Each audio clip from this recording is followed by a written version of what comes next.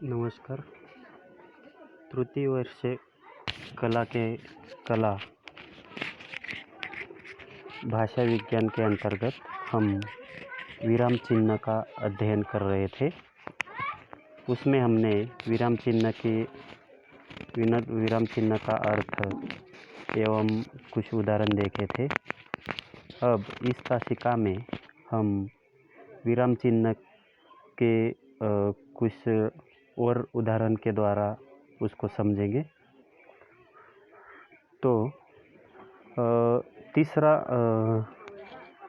कुछ उदाहरण देखे थे, उसके आगे हम देखेंगे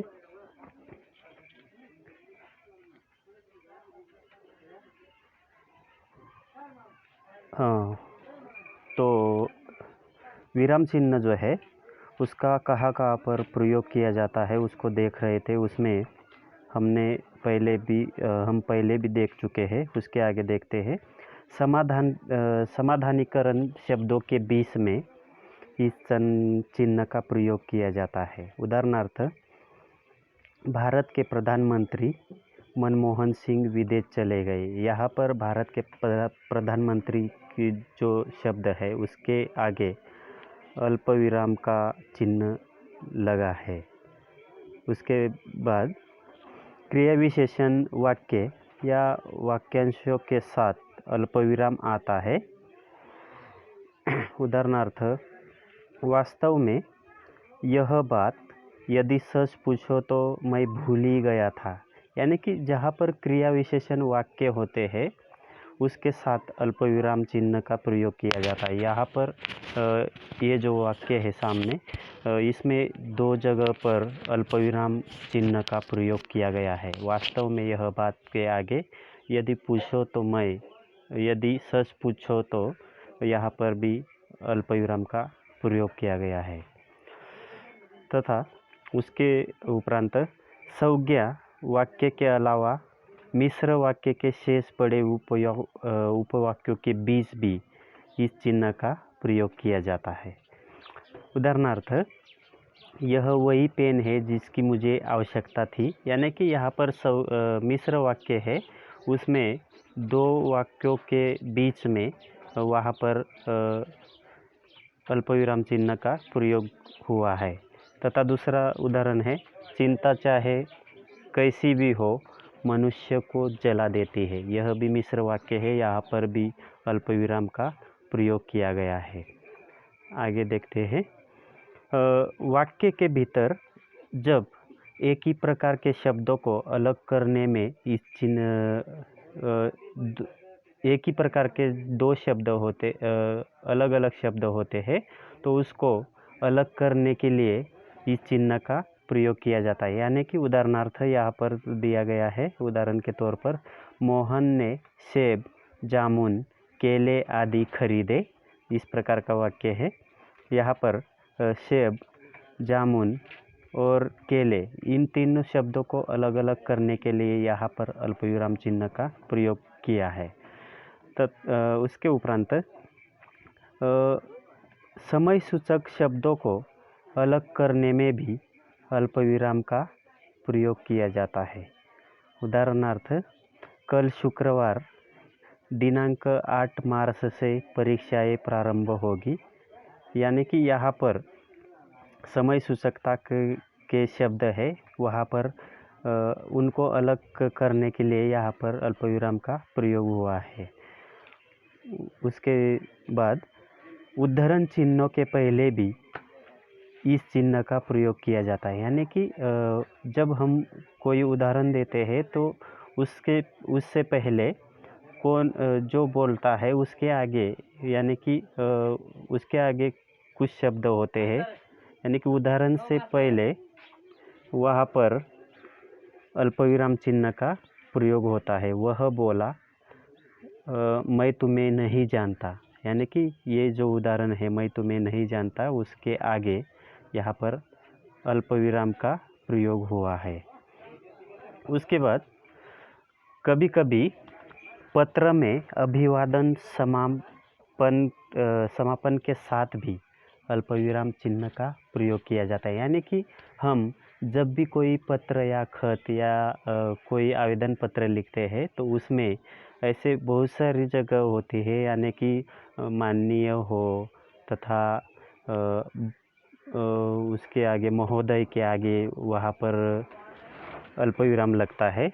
उदाहरणार्थ पूज्य पिताजी, यानी कि हम जब अगर किसी पिताजी को खत लिखते हैं या प्रिय मित्र, इस प्रकार अलग अलग पत्रों में इस अल्पविराम चिन्ह का प्रयोग होता है। यानी कि उदाहरणार्थ पूज्य पिताजी है, बहुदीय है, मान्यवर, इस प्रकार पत्र लेखन में तथा अभिवादन समापन के साथ भी इस अल्पविराम चिन्ह का प्रयोग होता है। इस प्रकार अल्पविराम चिन्ह जो है वह कौन कौन सी जगह पर प्रयोग किया जाता है वह इस तरह से देख सकते हैं। अब अल्पविराम के उपरांत हम अर्धविराम को देखेंगे, अर्धविराम पर चर्चा करेंगे। अर्धविराम चिन्ह का प्रयोग जो है वह किस रूप में होता है, कहाँ कहाँ पर होता है। अर्धविराम का प्रयोग जो है वह प्राय विकल्पात्मक रूप में ही होता है। अंग्रेजी में इसे सेमीकोलन कहते हैं। अर्धविराम मतलब जब एक पूरा वाक्य होता है तो उसमें बीच में ठहराव होता है या रोका जाता है, तो वहाँ पर न तो अल्प सा ठहराव होता है ना ही ज़्यादा होता है, वहाँ पर अर्धविराम का प्रयोग किया जाता है। जब अल्पविराम से अधिक तथा पूर्णविराम से कम ठहरना पड़े तो वहाँ पर अर्धविराम चिन्ह का प्रयोग होता है। उदाहरणार्थ, बिजली चमकी फिर भी वर्षा नहीं हुई, यानी कि यहाँ पर ये ऐसा वाक्य है जहाँ पर अल्पविराम से अधिक तथा पूर्णविराम से कम ठहरना पड़ा है। बिजली चमकी, यहाँ पर अर्धविराम लगा है, फिर भी वर्षा नहीं हुई। तथा यमे, यमेड, यहाँ पर ये दोनों जो शब्द है इनके बीच में यहाँ पर अल्पविराम अर्धविराम का प्रयोग हुआ है। तथा शिक्षक ने मुझसे कहा तुम पढ़ते नहीं हो, इस प्रकार अर्धविराम का यहाँ पर मुझसे कहा के बीच में ही यहाँ पर अर्धविराम का प्रयोग हुआ।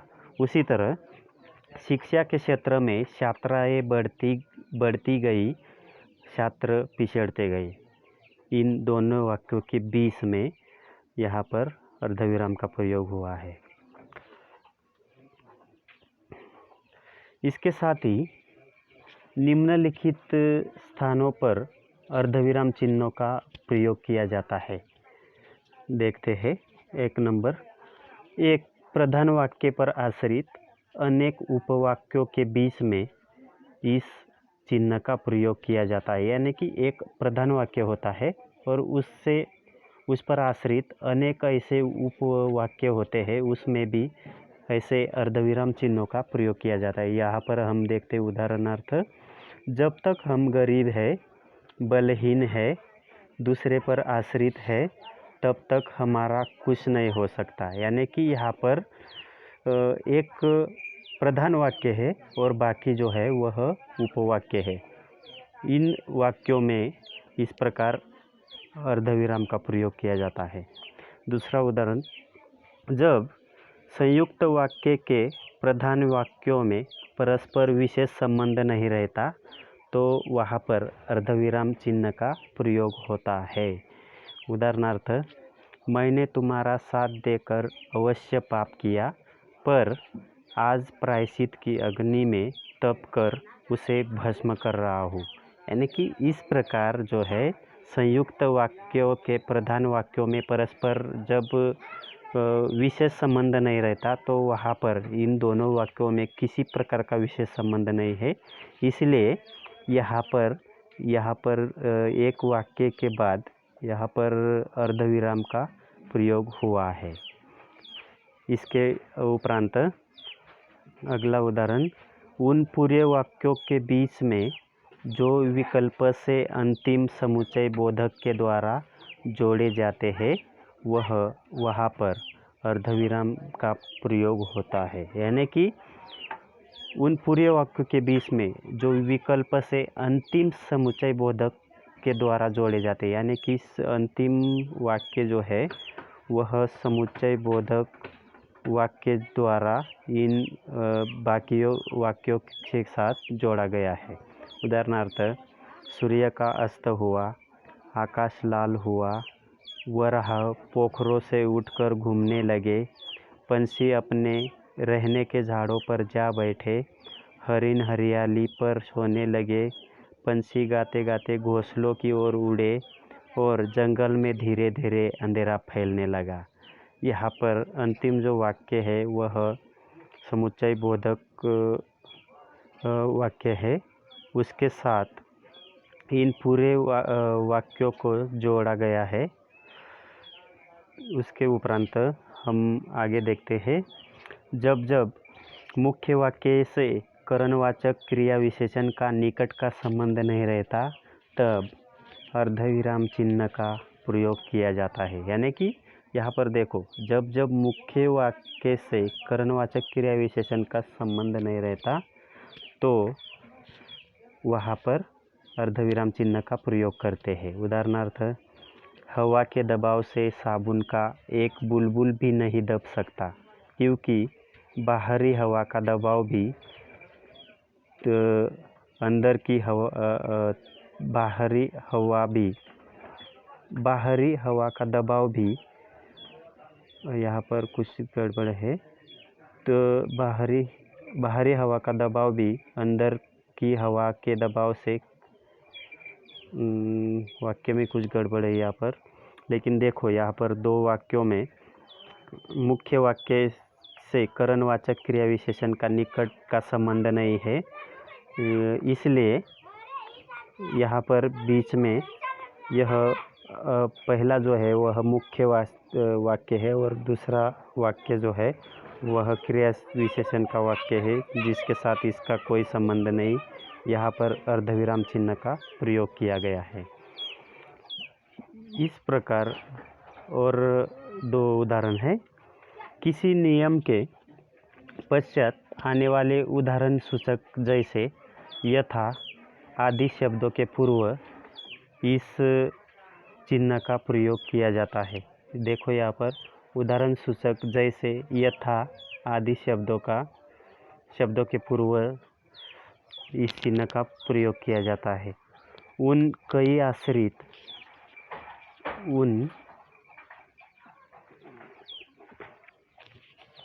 पांचवा जो है उसको हम थोड़ा सा और एक बार देखते हैं।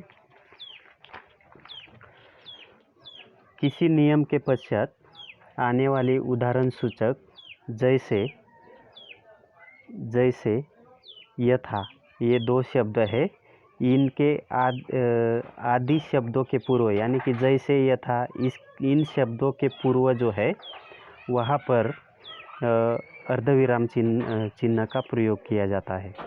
उसके उपरांत उन कई आश्रित उपवाक्यों के बीच में जो एक ही मुख्य वाक्य पर अवलंबित रहते हैं वहाँ पर अर्धविराम का प्रयोग होता है। जैसे उदाहरणार्थ, देश के पढ़े लिखे लोग यह नहीं जानते कि देश में क्या हो रहा है, शासन क्या कर रहा है और देश के भविष्य का क्या होगा। यानी कि यहाँ पर आश्रित उपवाक्य के बीच में जो कि एक ही मुख्य वाक्य पर अवलंबित है, यानी कि पहला वाक्य जो है उस पर ही ये दोनों वाक्य जो है बाद के वह एक ही वाक्य पर अवलंबित है। यहाँ पर बीच में दो जगह पर यहाँ पर अर्धविराम चिन्ह का प्रयोग किया गया है।